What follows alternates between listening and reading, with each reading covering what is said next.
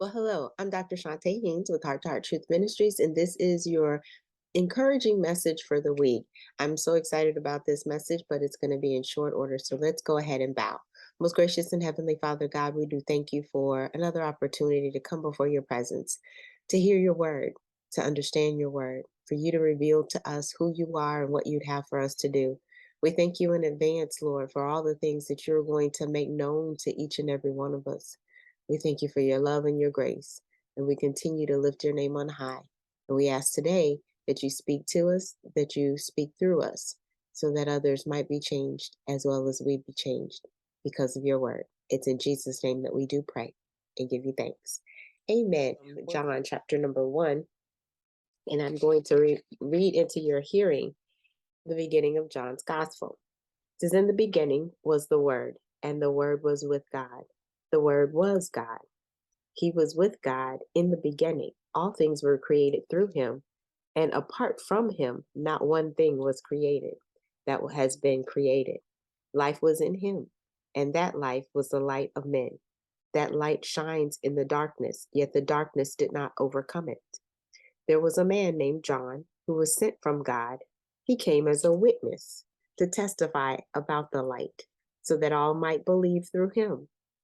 He was not the light, but he came to testify about the light. The true light, who gives light to everyone, was coming into the world. He was in the world, and the world was created through him. Yet the world did not recognize him. He came to his own, and his own people did not receive him. But to all who did receive him, he gave them the right to be children of God, to those who believe in his name, who were born not of blood, or of the will of the flesh, or of the will of man, but of God. The Word became flesh and took up residence among us. We observed his glory, the glory as the one and only Son from the Father, full of grace and truth. John testified concerning him and exclaimed, "This was the one of whom I said, the one coming after me, who has surpassed me, because he existed before me." Indeed, we have all received grace after grace from his fullness. For the law was given through Moses, grace and truth came through Jesus Christ. No one has ever seen God, the one and only Son, the one who is at the Father's side. He has revealed him. And so today, simple title, and that title today is simply this: Revealed. Revealed.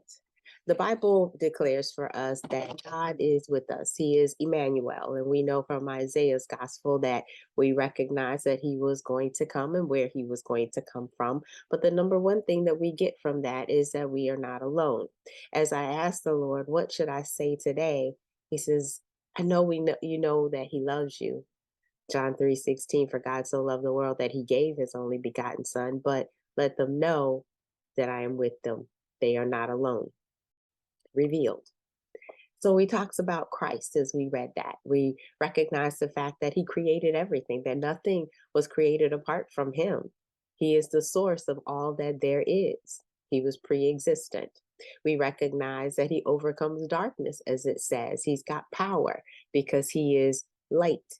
Light dispels darkness no matter how dark it is, or no matter how little that light is. And when it shines, it's going to dispel the darkness.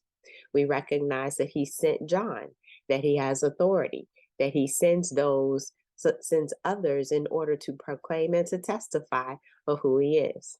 What's revealed? The Bible records exegeto, which we get exegesis from, where we take from the scriptures and we understand, but we recognize that it means that we're going to interpret or explain. Jesus is coming was the ultimate teaching and expounding on God's word for us. So the life and the words of Jesus provided all that we need, still does, all that we need to know God as well as his purposes. So now let me say this. It is hard to comprehend some concepts, yes. And as an engineer, one of the things that I like to do is to make the complex simple. And I think God does that for us in so many different areas.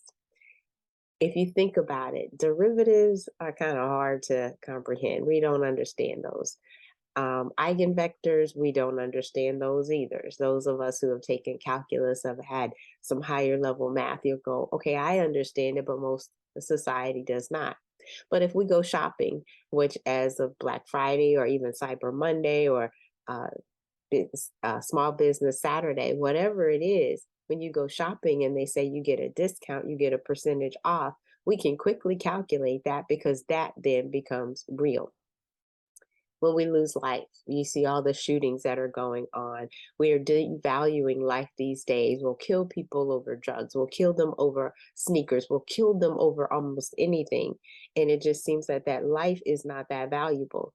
But then you go into that family that has lost that life, that has lost that father or lost that mother, and you see the void that it has been created, as well as the trajectory of the children that follow after, and the emotional turmoil that they go through, and the analysis that they need to have, or the counseling that they need to deal with because of that loss. And now you recognize just how significant it was. Or your business. You might be a business owner and you say, hey, I'm just going to close up shop because I'm tired of working through this. I'm tired of dealing with all of what is coming, trying to figure out the profits, trying to deal with employees, and you shut it down. Okay, that might be a great decision for you, but it becomes real when you recognize that the out of workers now no longer have food for their families. When you recognize that the customers that you did serve, no one else is filling that void, so they can't be served in that capacity again. It becomes real. When we make the complex simple and we simplify our decision making process, then we have to recognize that we need some things revealed to us early on so that we can make the right decisions. It would be great if we could have an eagle-eye view of every single decision that we would normally make before we even make it. We can see all sides of it. We could analyze it. We can comprehend it. We could dig deep into it. We can contemplate it, and we would see that some of the decisions that we think are simple just for us are really not. How many businesses would still be in business if they recognized that there was going to be a customer 5 years down the road that truly needed them, or they were going to end up being homeless, or they were going to end up with some mental breakdowns because you were not there? How many divorces would no longer be a divorce, but the marriage would continue when they recognized that now their children were going to be on drugs, or they were going to go into some significant downward spirals? What about the drug situation, the cartels? What if they recognize all the loss of life, or even the shootings, the entire devastation of families and communities because of that? We would make different decisions, wouldn't we? Well, what God does when we think about the complex, we think about God being incomprehensible, and He really is. But it was harder in the Old Testament to look and say, well, what do we know about God? What do we do? Are we just following 10 commandments? Are we just trying to follow all this extra 683 laws that have been created by man? What is it? He identifies for us. God says that my thoughts are not your thoughts and my ways are not your ways. So if our ways are different, they're minuscule, they're limited compared to his ways, and his thoughts and our thoughts are not the same. The best thing that he ever did, well, he's done a lot of good, but one of the greatest things he did for mankind was to send Jesus. And sending Jesus revealed all of who God is to us. His life and his teachings are what we need to follow. So we definitely need to be in the word. So I wanted to bring out really quickly to you today, Jesus reveals God to us on our level. He loves us. That's what God says. I love you. And he does it in a way that he gives. He gave Jesus. He loves us, so he gave. For God so loved the world that he gave his only begotten son. So when we love, we ought to also give. He cares for us. Because he cared for us, Jesus came. He also wants us to know. He wants us to know about his thoughts. He wants us to know about his purposes and his plan. So he sent Jesus and he taught. He also wants us to feel, or rather to sense, his power as well as his authority. So he worked miracles while he was here. He demonstrated. What does it mean that we need to do? It means that we need to love our enemies, because that's what he taught and that's what he did. We need to forgive just as he forgave. We need to show compassion just like he showed compassion. We need to go and tell others and make disciples just as he did. We need to be people of integrity. Our character doesn't need to be in question, and we should avoid every appearance of evil, he tells us. We also need to be people of excellence. Whatever we do, we should do with all of our hearts as unto the Lord and not to man. He also demonstrated the fact that he operated under power through the Holy Spirit. We need to recognize that power. We need to seek that power. We need to ask for it, and we need to walk in it. So what has been revealed to us, we should do. Not be just hearers of the word, but doers also. What we have been revealed to us, we need to be. We need to be the light so we can dispel the darkness that's already in the world. We need to be salt, adding savor and flavor to it.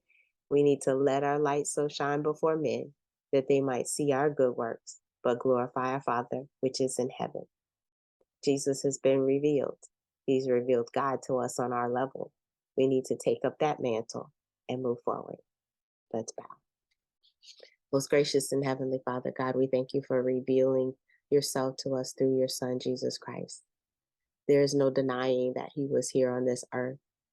Human history, or history, has identified that he did live, he did die, and he did raise again from the dead.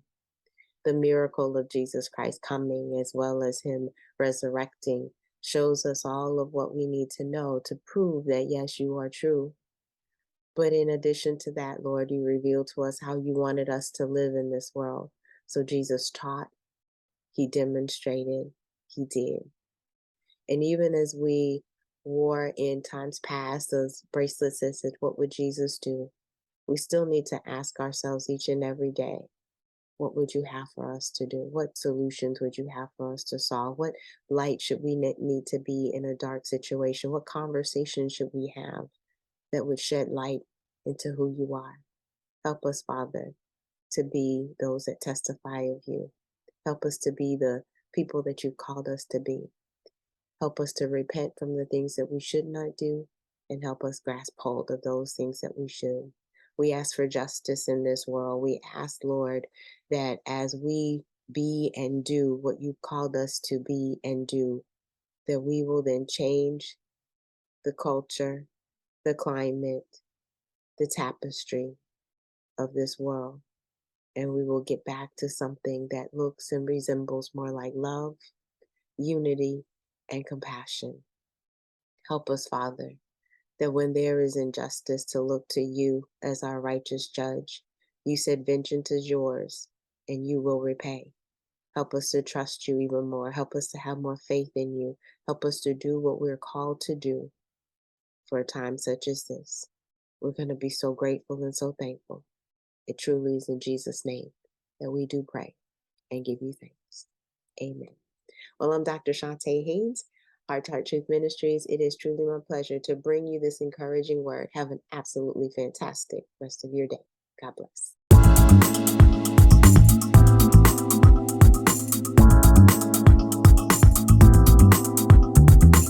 You can find us online at htruth.org.